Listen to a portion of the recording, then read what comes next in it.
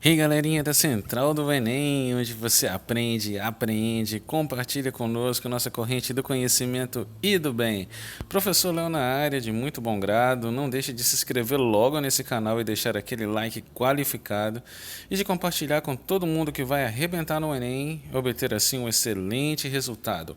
Hoje nós vamos falar sobre um dos autores clássicos da sociologia mais importante de todos os tempos, cuja obra muito vasta, ele falou sobre religião, ele falou sobre política, ele falou sobre ciência, ele falou sobre a racionalização do capitalismo, enfim, sobre os tipos ideais, é Max Weber.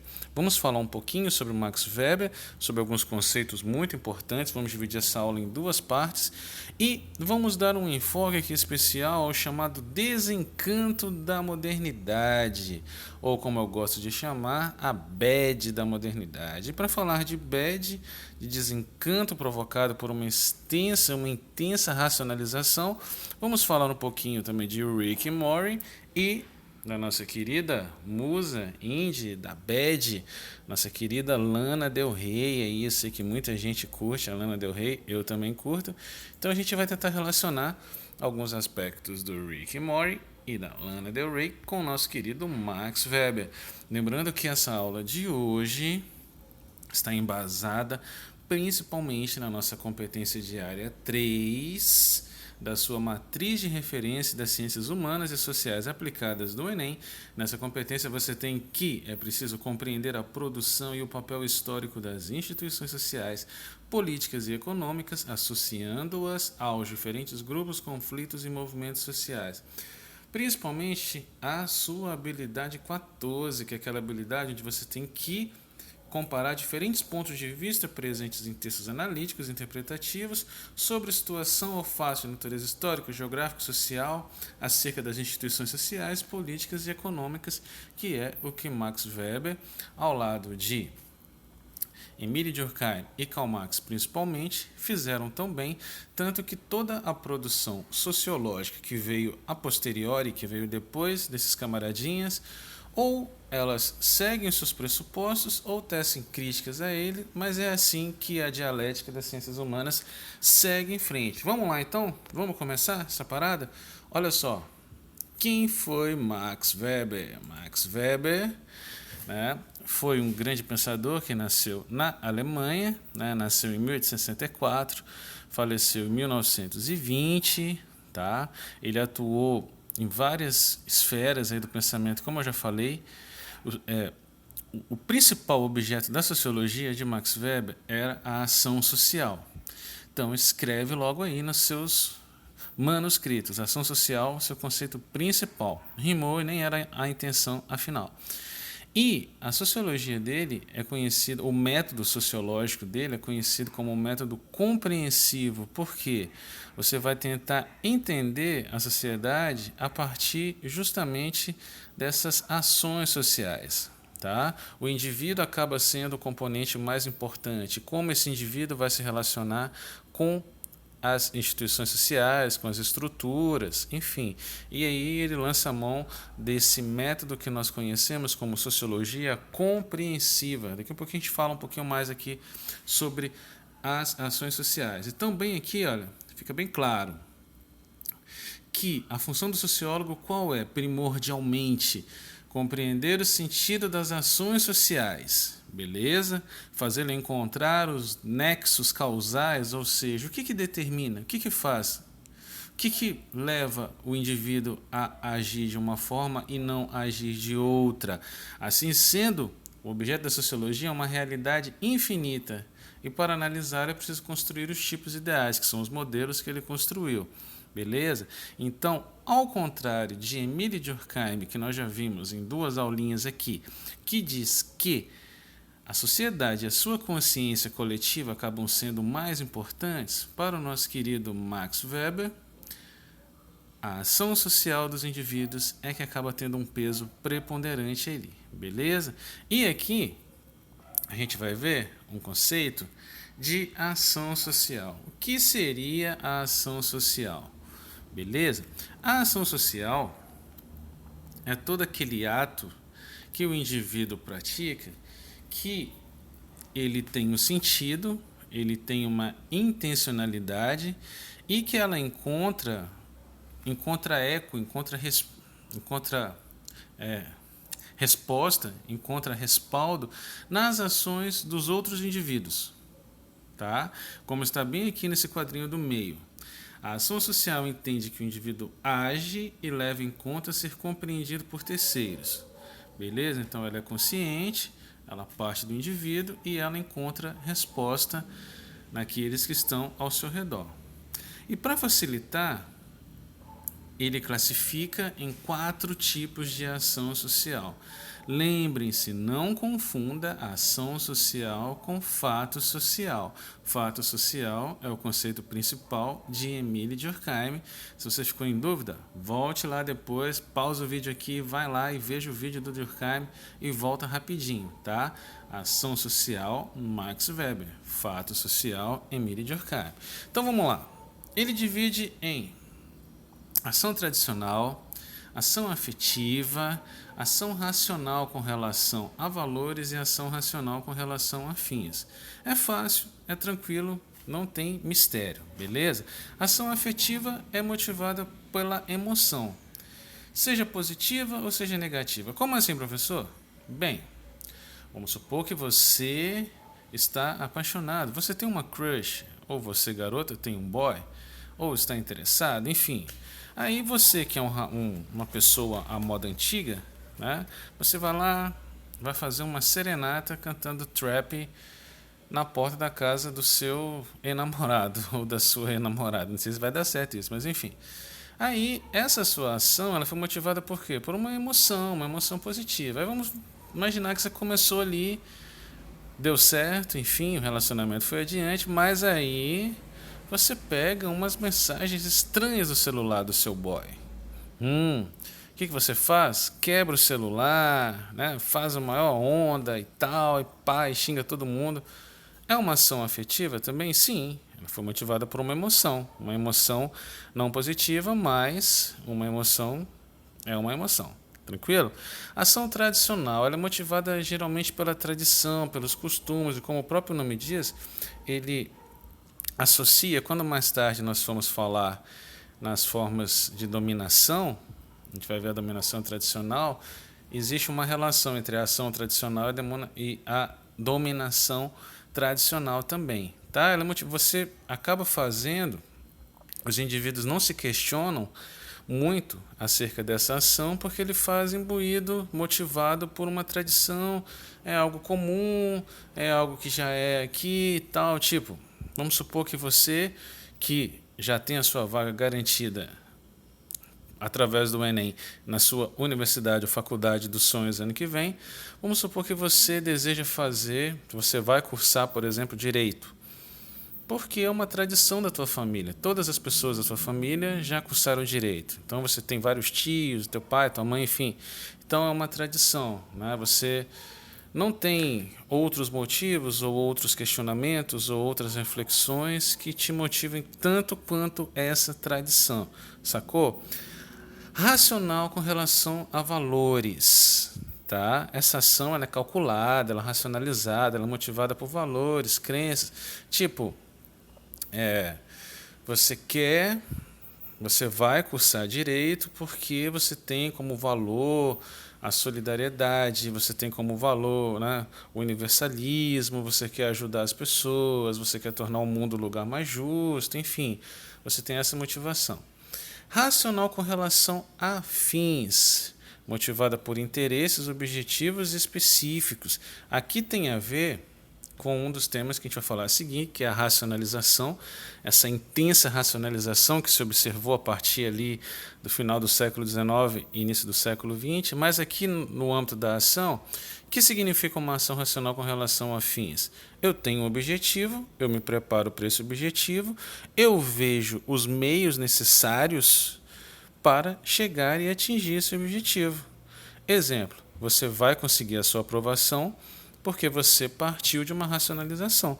Você estudou, você se preparou, está se preparando, está aqui na central do Enem, que é um exemplo, assiste nossos vídeos, vê todas as aulas e tal, então você vai conseguir.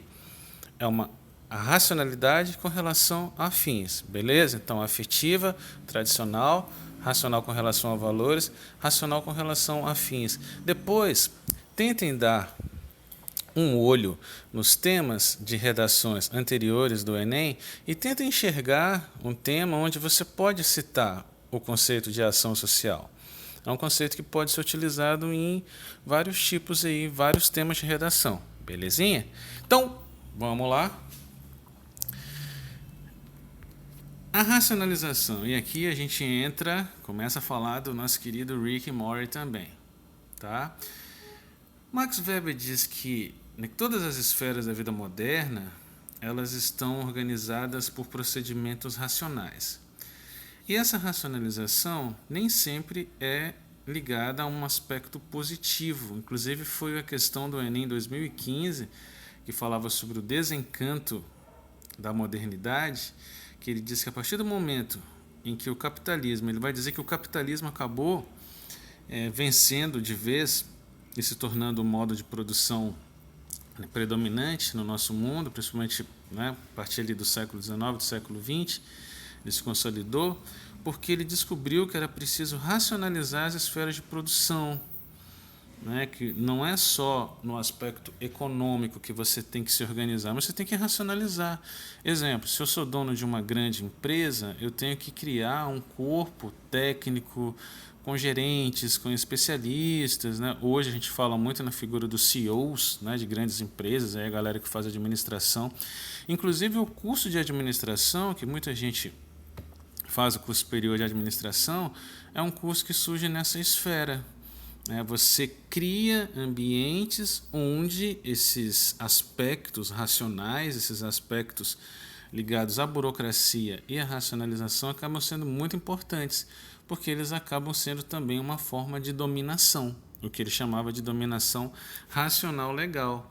E aí a gente lembra do Rick, por exemplo, Rick Morty, que é um desenho aí que é maravilhoso, incrível, já está na Netflix há um tempinho. Foi criado em 2013 por uns caras chamados Dan Hartman, Justin Holland e Ryan Ridley. E as 4 temporadas são muito legais, mas eu destaco sempre um episódio, que é o famoso episódio do Pepino, o episódio 3 da temporada 3. E o Rick é um personagem que ele encarna muito bem esse aspecto, porque ele leva essa racionalização, entre essa associação, como diz aqui nessa imagem, entre a ciência, a razão instrumental e tal, e você acaba se tornando uma pessoa muito descrente. Você acaba se desencantando de vários aspectos da vida. Você pega vários diálogos do Rick. Não quero dar muitos spoilers aqui, mas tem um diálogo dele, por exemplo, explicando o casamento na primeira temporada, que você vê assim, que ele já se tornou tão racional que você acaba enxergando o mundo sob uma perspectiva muito impessoal. E Max Weber, inclusive, essa foi a questão do Enem de 2015, diz que você acaba se afastando de crenças tradicionais. E isso é um processo que, ao invés de te libertar, ele acaba te provocando uma bad mesmo, um desencanto e tal, e acaba te jogando na jaula de ferro ou na gaiola de ferro da racionalidade, que é um dos conceitos que ele trabalha em uma das suas obras-primas, A Ética Protestante e o Espírito do Capitalismo, sobre a qual nós vamos falar no outro vídeo, mas eu trouxe aqui o conceito primeiro. E aí a gente tem, olha, isso aqui é muito Rick e Morty. Tem a ver também com aquela discussão que a gente já fez lá no vídeo sobre a Revolução Industrial e Assassin's Creed e tudo mais. Esse esqueminha, saca só aqui. Sociedade moderna industrial, avanços tecnológicos, avanços econômicos, inegáveis. A racionalidade que leva a uma racionalidade. A burocracia, essa esfera, a gente vive num mundo extremamente burocrático. Você precisa de documentação, você precisa de toda uma série de aparatos, assim, tipo, Não basta você dirigir muito bem, você precisa de ter carteira de motorista. Para você casar, você precisa de ter toda uma documentação. Para você se formar, para você conseguir adentrar no mercado de trabalho, tem que ter o diploma e tal. Então, toda essa esfera burocrática, né, a gente até faz uma relação com o que Jean-Jacques Rousseau dizia, né? O homem não está livre, né? O homem nasce livre, mas a sociedade o coloca sobre correntes, né? Sobre ferros. E a sociedade civil acaba nos corrompendo nesse sentido. E o que gera isso? A jaula de ferro da racionalidade ou a gaiola de ferro, né? O capitalismo, essa nova ordem racionalista, ela se torna uma gaiola de ferro em que a humanidade é aprisionada, sendo que a burocracia é a manifestação organizacional do espírito racional paralelo. Isso aqui seria legal a gente utilizar em uma redação, por exemplo, que tratasse de temas até mesmo sobre a pandemia, né? Sobre esse aspecto. A gente vive num mundo que é marcado por tanta ansiedade, né? Síndrome de burnout, esses problemas aí que acometem o homem moderno e tal, problemas no sono, então muita gente assim e tal, então tem tudo a ver. E aí a gente faz também a relação com a nossa querida Lana Del Rey, né? Essa musa aí da galera indie, tal, ela que nasceu Elizabeth Woodard Grant, né? Nasceu no dia 21 de junho de 85 em Nova York, né? Já lançou alguns álbuns muito legais. Começou ali a fazer sucesso em 2011 com o vídeo da música Videogames e tal. Lançou em 2012 o disco Born to Die, que vendeu muito, né? Já teve discos muito legais como Ultraviolence e tal. E a Lana, a maior parte das suas músicas, né, a sua carreira, ela tem assim um visual meio retrô, lembra aquelas divas de Hollywood lá dos anos, né, 40, 50, tudo muito cinematográfico, né? E ela tem essa onda de uma tristeza estilizada, né, uns arranjos assim orquestrais, uma coisa bem tal, assim, aquela bad com estilo, né? Inclusive ela tem uma música que chama Bad Disease, né?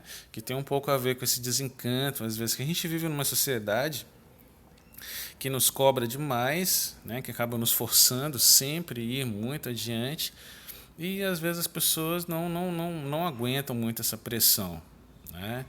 Inclusive várias letras do disco dela de 2015, Honey Moon, né? Falam muito sobre isso também. Tá, galerinha? Como uma dica para vocês, né, vou dar duas dicas aqui ao final dessa aula que eu acho muito interessante. A gente vai ter a segunda parte, Max Weber, onde nós vamos falar inclusive sobre o Batman, sobre o Justiceiro. Já vai um pequeno trailer, um teaser aí do nosso próximo vídeo, beleza? Eu quero que vocês... Eu sei que todo mundo já assistiu praticamente lá nas aulas do ensino médio, mas é legal você assistir depois de ter essa discussão aí sobre o desencanto da modernidade, sobre a racionalização, tá? O Tempos Modernos, clássico do Charles Chaplin, e quem tiver a possibilidade de ler o livro do Franz Kafka, O Processo, que é um dos meus livros favoritos dele, né? Você vai perceber como que o homem cai numa jaula de ferro. Aí não vou dar nenhum spoiler, porque esse livro você tem que ter uma leitura realmente imersiva, tá? Então nós falamos sobre os tipos de ação social, sobre o desencanto da modernidade, sobre a jaula de ferro, sobre a racionalização, Rick and Morty, Lana Del Rey, enfim, falamos sobre muita coisa legal. Gostaria de agradecer a vocês por terem prestigiado aqui mais uma vez. Siga conosco na Central do Enem, porque esse é o lugar que vai te ajudar, e a vitória, por mais difícil que seja a trajetória, certamente vem.